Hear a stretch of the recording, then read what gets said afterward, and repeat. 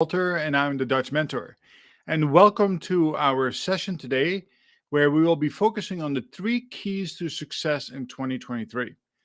Indeed, it is that time of the year again. It's already almost Thanksgiving week. It's only 4 weeks left to this beautiful year of 2022. That, of course, held a lot of surprises, a lot of good things, and I'm sure along the way some sad things. But it is time to start thinking about what are my goals? What are my keys to success for 2023? It is not too early, but almost, we tend to forget these things and do it too late. So, again, starting the process today, both for yourself and for your teams, is the right time. All right, why don't we start off by really reviewing real quick about why this is so very important. Now, I expect two types of people in my audience today. One are emerging leaders, people who are trying to find a way to whatever it is their big dream is, and those who are already currently in senior leadership roles who have a responsibility to develop their team members or to motivate and inspire their team. Because again, that's the secret to success, right? The higher the level of engagement, the greater the productivity. When the productivity is high, you get results.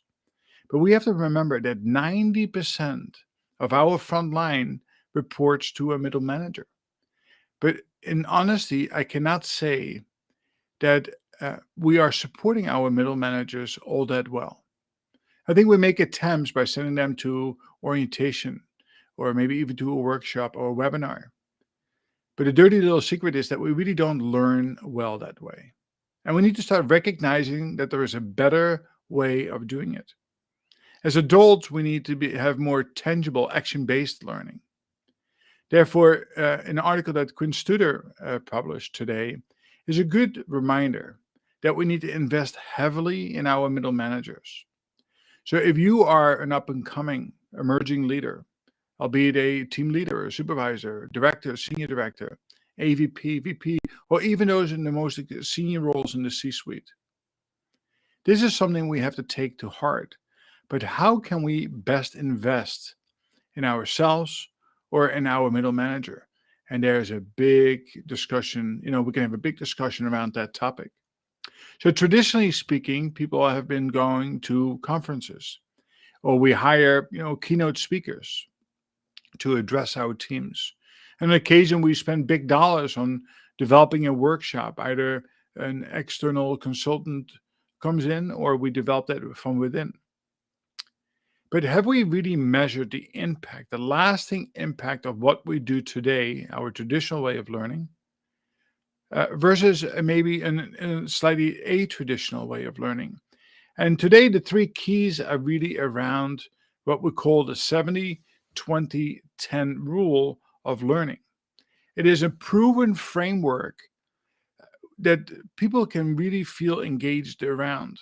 And this is not about a one-time learning opportunity, but it is about a continuous learning opportunity.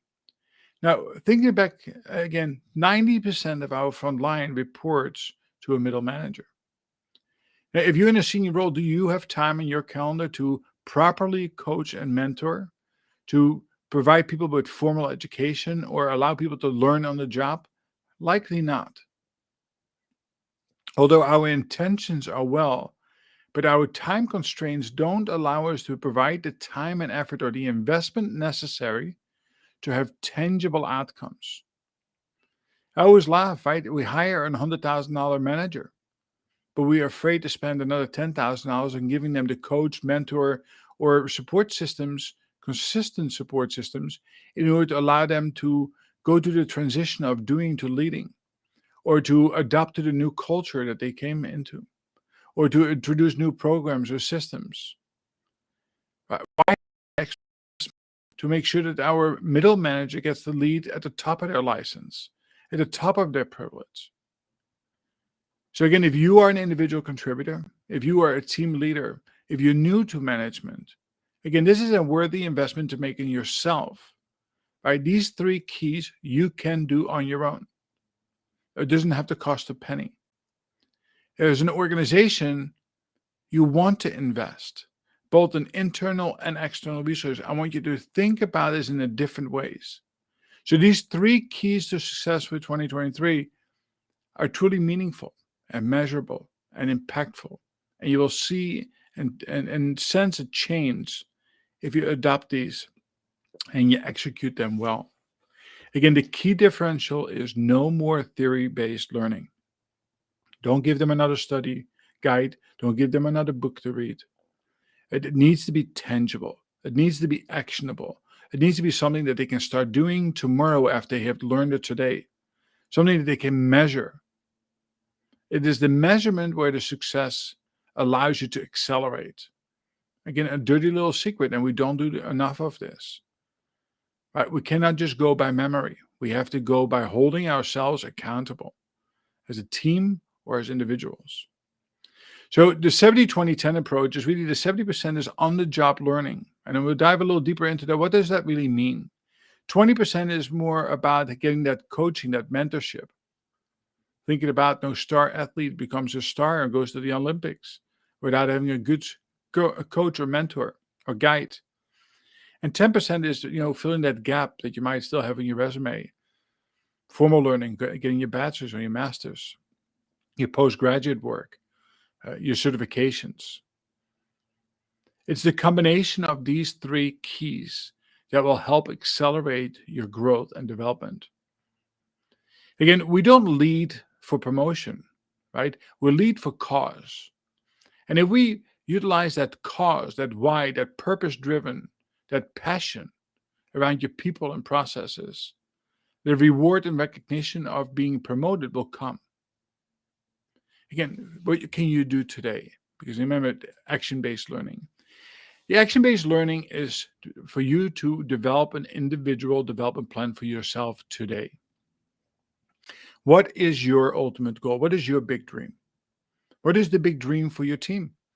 What are the performance measures that you want to put into place and the outcomes you desire in 2023? Now is the time to think about that.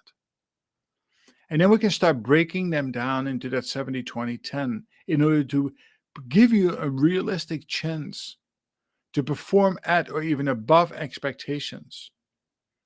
So what is the outcome that you desire? Is it smart, specific, measurable, attainable, realistic, and timely? Once you establish that, and once you have a deep understanding of what it is that you want for yourself and for your team, what the senior leadership team or the board of directors is expecting of you, right? There's a cascading effect from top down all the way to the bottom. And again, it needs to go from the bottom all the way back to the top. But the 70% is on-the-job learning. So whatever it is that you need to do, we need to create that hope and opportunity for the team members to allow them to experience within their current roles, not just what they do today, but to start going beyond that, to help expand their, strengths and overcome their blind spots and give them exposure to what is next so they know and can prepare for this. So we can do this by simple things like adding some responsibilities to them, to their daily task or assignments, right? Allow the expansion of decision making by shifting the authority from you, the owner, to the performer with accountability, of course.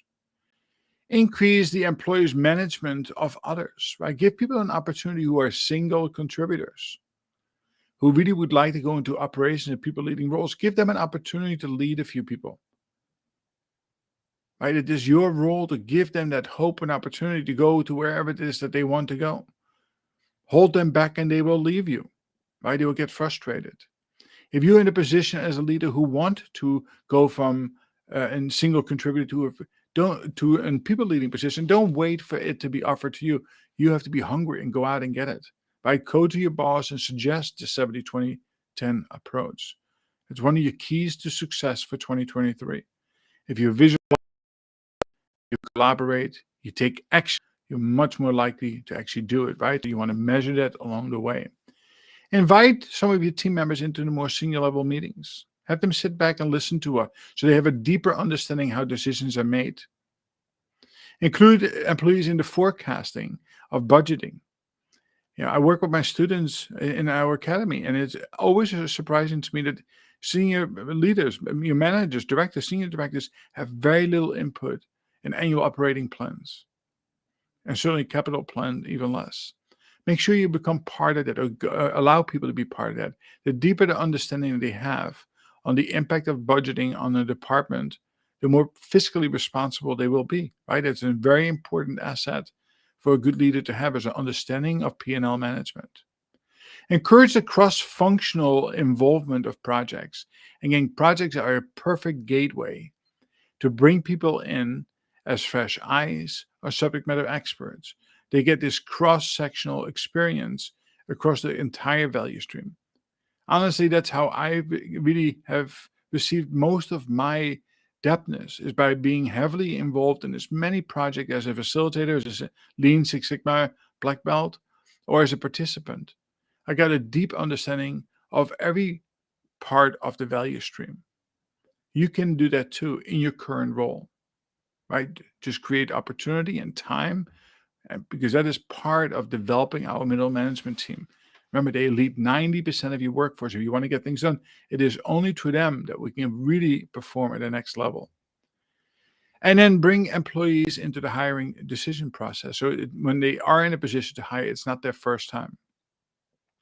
70%, meaning you have to create time on your calendar. So if you work a 40-hour work week, create some time on your calendar that you can dedicate to learning while in your role for next level or more strategic in nature. Again, it's a very important part. Write down what it is that you want to do, how you're going to measure it, and then hold yourself accountable on a weekly basis, minimally, to make sure that you're making progress and that you actually attain this experience. All right, the second key to success for 2023 is to make sure that you have interaction with others.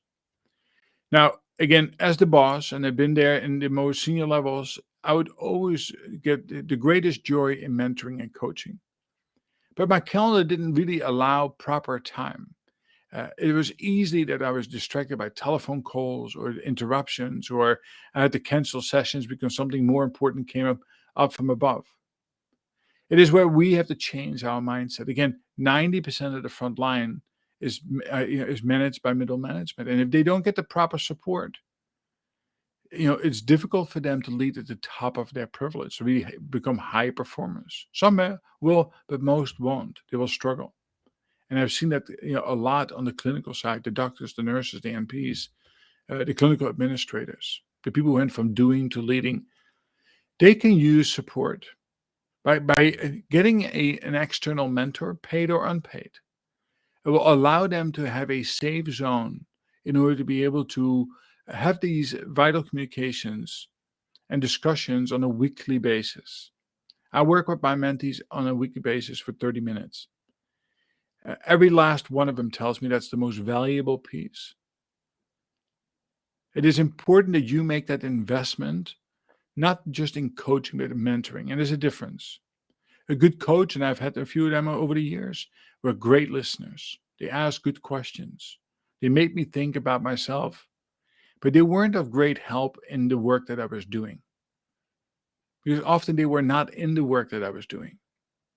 That's the difference between a mentor and a coach. A mentor is somebody who's been there and has done that, who has deep experience across the value stream, who has resources available to them to align you to those knowledge, those SMEs that you need to have. So think about that before you select your mentor, or you go out and retain a mentor. Make sure this is interactive. It's a two-way street. Bring strategies, actionable items to the table that you can work on together. Have discussions in confidence. You can do a presentation without having to worry about if you sound like a fool or not. Right? That's what a mentor is and supposed to do for you. It's a two-way dialogue on a weekly basis. Reverse mentoring, of course, allows you to be a mentor to a mentee.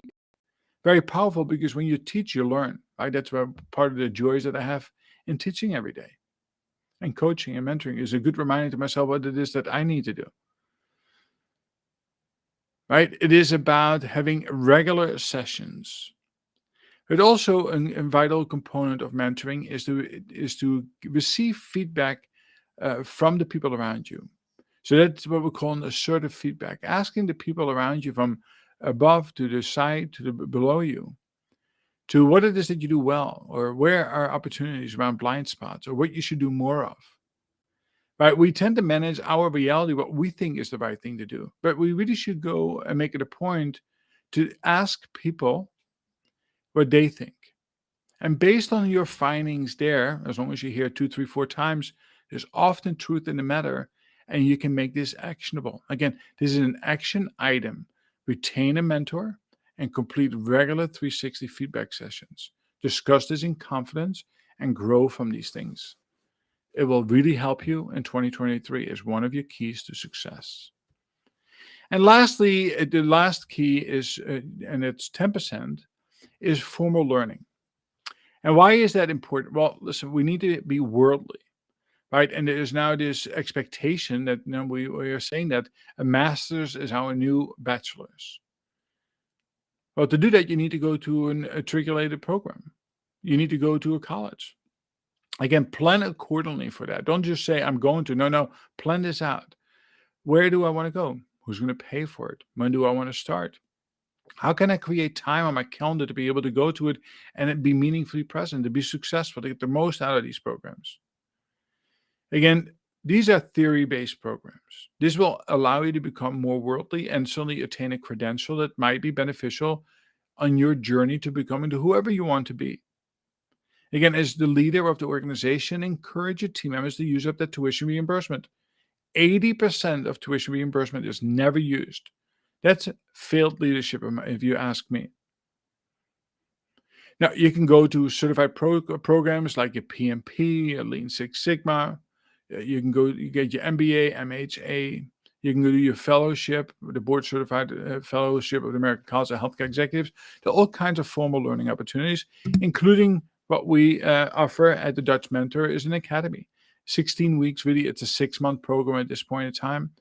That you go to 15 weeks of personal growth and development around people leading skills and learning how to solve problems at root causes, and then how to build it into a team operational rhythm, but closely supported by that 30-minute weekly mentoring session.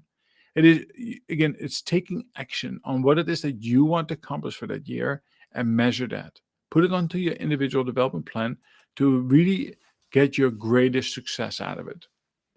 So what are the benefits of the 70-20-10 approach? Right? It empowers people to take care of their learning. In other words, we want to create ownership around this. A performance evaluation on an annual basis is owned by the manager, often done begrudgingly, hastily, put back on the shelf, pull it back down a year later. And there's really, there's no great joy in this. It's too often it has a negative to it as well. So an IDP is a really great substitute. That 70-20-10 rule is a real good opportunity for you to develop your team members, but they own it, right? It encourages the sharing of experiences, that continuous learning, not just once a year, but on an ongoing basis, right? It recognizes the role of everybody can play in improving performance, right? It is inclusive. You want to draw people into it. The emerging leader's responsibility is to look at the pre-emerging leader. Do talent management, right? Who can I draw into the mix in order to be able to give them hope and opportunity as well? It broadens the people's view of what learning really is all about, right? It is different than going to a webinar or a conference, right? It is tangible, action-based learning. It is more fun, to be honest with you. It improves the development and planning, strategic planning, keeping an eye on the big picture, right? Teaching people about macroeconomics and microeconomics and getting them to understand what is the behind the scenes, the governance, the leadership, the performance improvement, right? It moves the thinking towards what can I do now? And we call it, what is the one thing that I can do today to have the greatest impact on something else? That's part of that 70-20-10 approach. And then it develops a learning culture in the organization itself. And that is key, right? It is not one learning. It's all of us are continuous learning. It's part of the culture of continuous improvement and operational excellence. It is where you can make a real difference. Listen, we work in a world with lots of distractions. As you could hear, my landscaper just showed up and the dogs are barking. They're doing their jobs. I can react to that, or I can learn to respond to that. And my response is to just go through it. is not to react. That's another valuable lesson that we can teach our folks. E plus R equals O, right? Events are going to happen.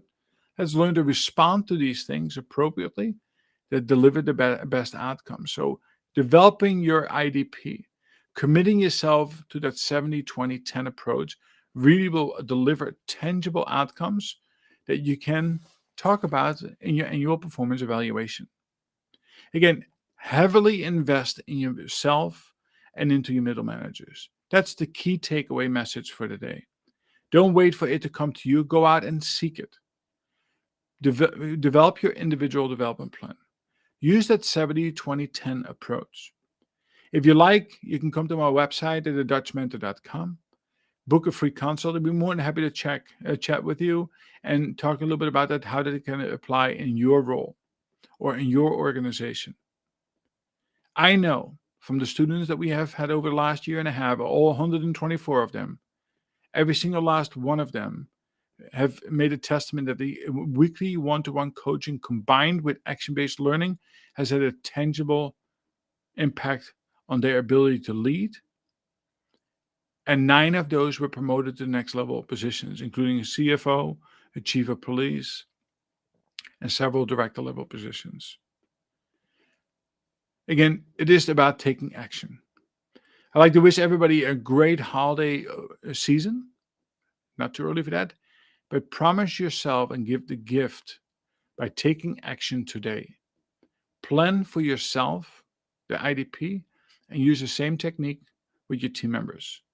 Invest in your middle managers. After all, they manage 90% of the people who do the daily work. Thank you. Have a wonderful day, and we'll talk soon again.